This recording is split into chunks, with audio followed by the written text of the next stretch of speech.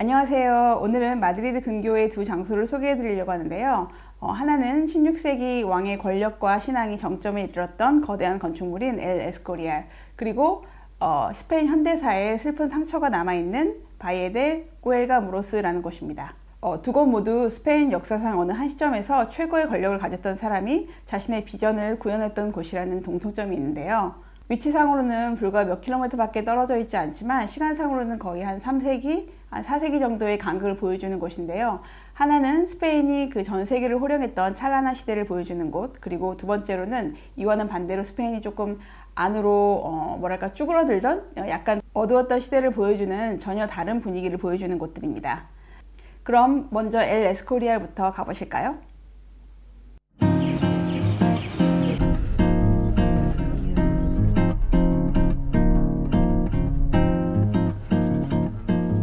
엘 에스코리알은 16세기 펠리페 2세가 건축을 명령해서 세운 공전이자 수도원, 바실리카 교회, 왕궁, 왕의 무덤, 도서관이자 학교가 모두 함께 있는 거대한 복합 공간이에요.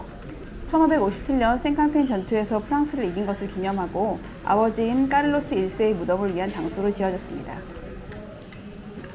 이곳은 수도원의 중심인 왕들의 안뜰 혹은 왕들의 중정이라고 불리는 곳인데요. 6개의 조각상은 구약 성서에 등장하는 고대 유대 왕들이라고 하는데 펠리페 2세는 이 중정을 통해서 왕의 통치가 곧 신의 뜻이라는 메시지를 보여주고 싶어 했대요. 15세기부터 카톨릭의 수요자를 자처해온 스페인 왕실이 당시의 개신교의 교세 확장을 막기 위해서 국왕의 권력과 신앙이 절대적으로 연결되어 있음을 과시했던 건축물이라는 것을 알 수 있죠. 이곳은 당시 유럽에서도 손꼽히는 규모의 왕립 도서관이었어요. 천장에는 지혜, 철학, 음악 같은 학문을 상징하는 프레스코화가 그려져 있고요. 책들은 모두 제목이 바깥쪽이 아니라 안쪽을 향하도록 꽂혀 있는 걸 볼 수 있죠. 이 이유에 대해서 여러 가지 썰이 있는데요.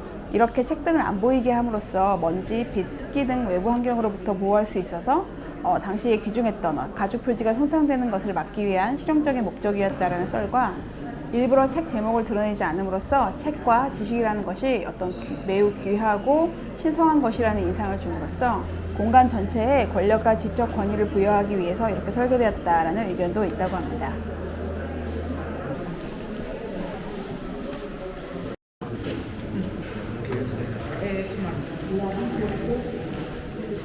엘 에스코리알 바실리카에 들어오면 제일 먼저 눈을 뜨는 게 이 거대한 돔인데요. 완벽하게 균형 잡힌 원형이 하늘로 열려있는 것처럼 보이죠. 안쪽은 화려하진 않지만 위에서 떨어지는 빛이 중앙 통로에서 재단까지 길을 내주는 느낌이 듭니다. 시선을 자연스럽게 따라가다 보면 메인 재단이 나타나는데요. 이 붉은 대리석 계단이 정말 인상적이죠. 재단 뒤쪽의 조각들 모두 수직으로 위를 향하게 설계되어 있어서 점점 시선이 왠지 하늘, 곧 신을 올려다볼 수 있도록 만들어진 것 같아요. 그리고 재단에서 뒤를 돌아보면 반대쪽 천장에는 거대한 프레스코화가 눈에 들어옵니다.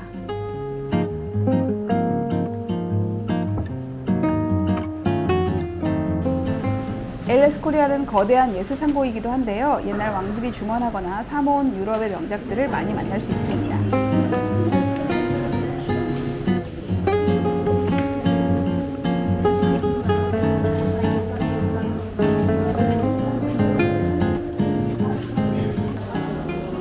이 작품은 성 로렌스의 순교라는 작품인데요.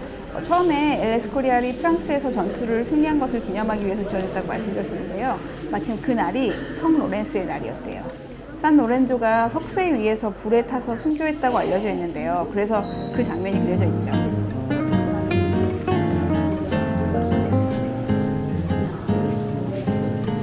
유명 작품들이 많이 있지만 그 중에서도 아마 가장 유명한 것이 이 엘 그레코의 성 마우리시오의 순교일 텐데요. 원래는 교회 중앙 재단에 걸기 위해서 주문한 작품인데 왠지 펠리페 2세는 이 그림이 별로 마음에 안 들었다고 해요. 그래서 결국 이렇게 별도의 공간에 남게 되었어요.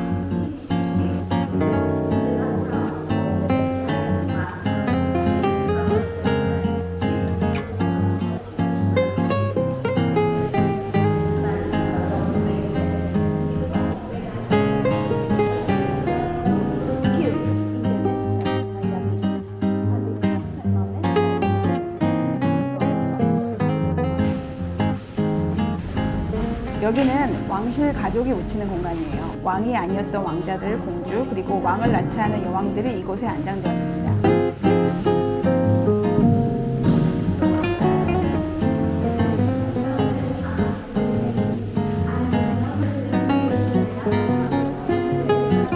특히 흰 대리석으로 된 공간이 아주 고요한데 돈 후안 데 아우스트리아의 무덤이 가장 유명해요.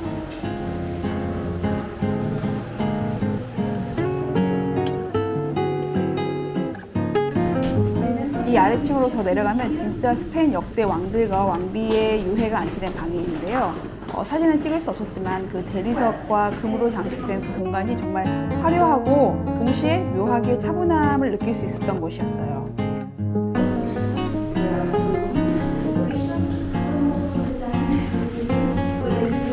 이곳은 펠리페 2세가 실제로 생활하던 방이에요. 그 침대 옆에 바로 작은 문이 하나 있는데 그 문을 열면 바로 교회 제단이 공주로 설계되어 있습니다. 병약했던 왕이 마지막 순간까지 미사를 볼 수 있도록 한 구조예요.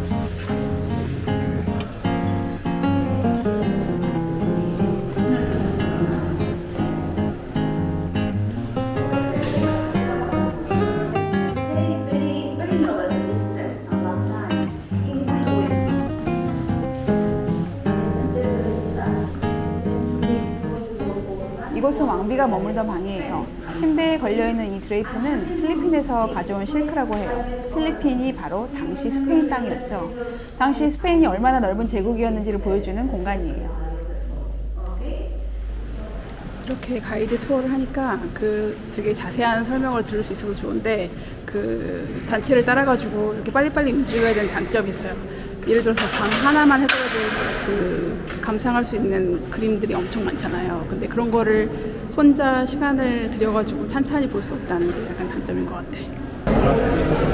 이 투어의 단점을 또 하나 발견했어요. 기념품 샵을 들릴 수가 없다는 거예요. 왠지 가이드가 한번 이렇게 쑥 훑어줄 만도 한데 갈 시간이 없네.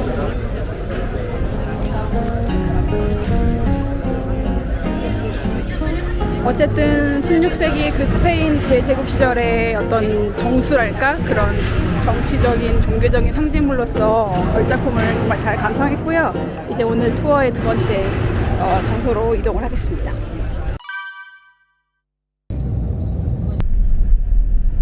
엘 에스코리알에서 차로 15분 정도가 가면 전혀 다른 분위기의 장소가 나타나는데요. 여기가 바예 데 꾸엘가무로스, 예전에는 바예 데 로스 까이도스라고 불렸던 곳이에요.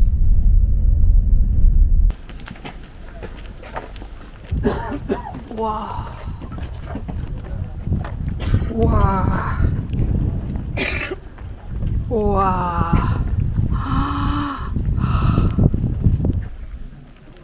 이게 굉장히 막 장엄하고 장대하고 근사하다는 느낌보다는 뭔가 좀 기괴하다는 느낌이 좀 먼저 들지 않나요?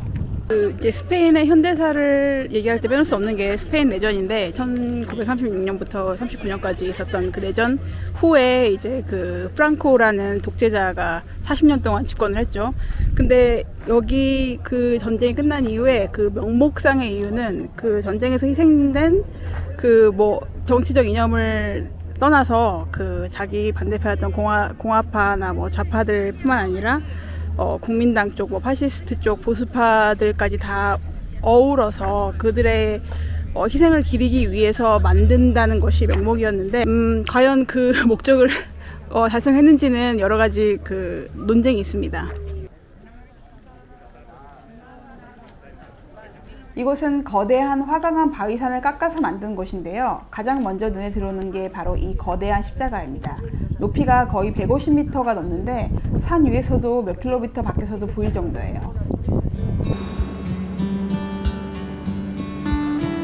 이 안은 모두 산을 뚫어서 만든 인공 동굴이에요. 수많은 죄수들과 강제 노동자들이 참여해 완성이 된 곳입니다. 실제로 보면 규모가 정말 어마어마한데요. 그 로마에 있는 그 바티칸 성 베드로 성당보다 더 커서 약간 문제가 되었다는 그런 루머가 있어요. 그래서 그런 논란을 피하기 위해서 이 입구 쪽에 철문을 닫아서 여기까지만 성당 내부다라고 경계를 만들어서 일부러 줄여 보이게 했다는 거예요. 안으로 들어가면 아주 긴 복도가 펼쳐져 있는데요. 천장이 매우 높고 조명이 어둡게 깔려 있어가지고 뭔가 그냥 보통의 성당에서 받았던 느낌과 좀 달랐어요. 왠지 프랑코라는 인물을 알고 봐서 그런지 뭔가 권력의 무게 같은 거 그런 것 때문에 묘한 긴장감마저 느껴졌달까요?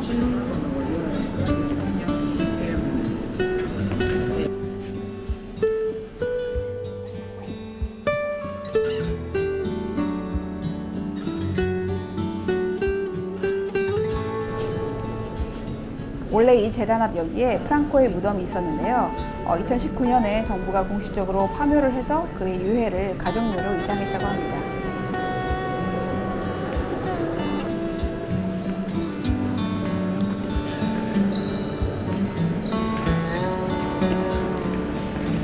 이미 내전에서 희생된 그 수많은 그 시신들을 막 그 가족의 허락도 없이 이곳으로 이제 가져와서 그 제대로 된 절차도 없이, 그리고 여기에 그 지금은 여기 안 보이지만 그 양쪽에 이제 그 예배당 그 뒤편으로 이제 그런 그 유골이 다 있다고는 하는데, 사실 그거를 열어봐도 누가 누구의 유골인지를 모른다는 거죠. 그러니까 우리가 생각하는 공동묘지에 이렇게 비석에 이름이랑 뭐 몇 년생 이런 게 적혀 있는 것이 아니고 그냥 거의 무작위로 이렇게 갖다 놓은 것이기 때문에 그 과정 자체도 조금 정당하지 못했다.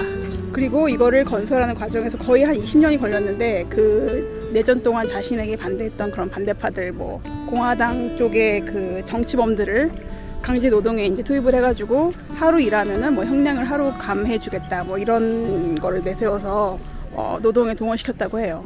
그리고 물론 그런 혹독한 노동 조건 속에서 일하다가 죽은 사람도 굉장히 많은데, 공식적으로는 한 100여 명이라고는 하지만 실제로는 몇 명이 죽었는지도 모를 일이고, 그리고 실제 여기 이제 그 시신 뭐 유골로 묻혀 있는 사람들이 34,000명이라고 지금 이 가이드는 설명을 하는데, 제가 인터넷에서 찾아본 걸로는 뭐 4만 명이라고 하는 데도 있고 5만 명이라고 하는 데도 있어서 정말로 누가 과연 몇 명이 어떻게 묻혀 있는지를 모른다는 게 조금 굉장한 문제이기도 합니다.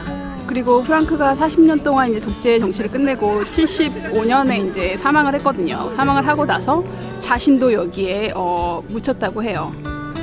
처음에 건설할 때는 내가 나중에 죽으면 여기에 묻힌 약간 그런 묘지로 쓰겠다는 거는 없었지만, 마치 당연하다는 듯이 그 이제 죽고 나서 여기에 이제 안장이 됐는데, 그게 과연 옳은 것인가? 그 75년도에 묻히고 나서 최근에 들어서야, 2019년도에 들어서야 이게 맞나? 이 독재자 그 전쟁을, 내전을 주도한 어떤 인물로 인해서 희생된 사람들이 묻힌 곳인데, 여기에 같이 그 독재자, 원인 제공자가 같이 있는 것이 맞는 일인가 해가지고 이제 국가 측에서 그것은 아니다라는 법원의 판결이 있어서 결국에는 그 파묘를 하고 이장을 했습니다.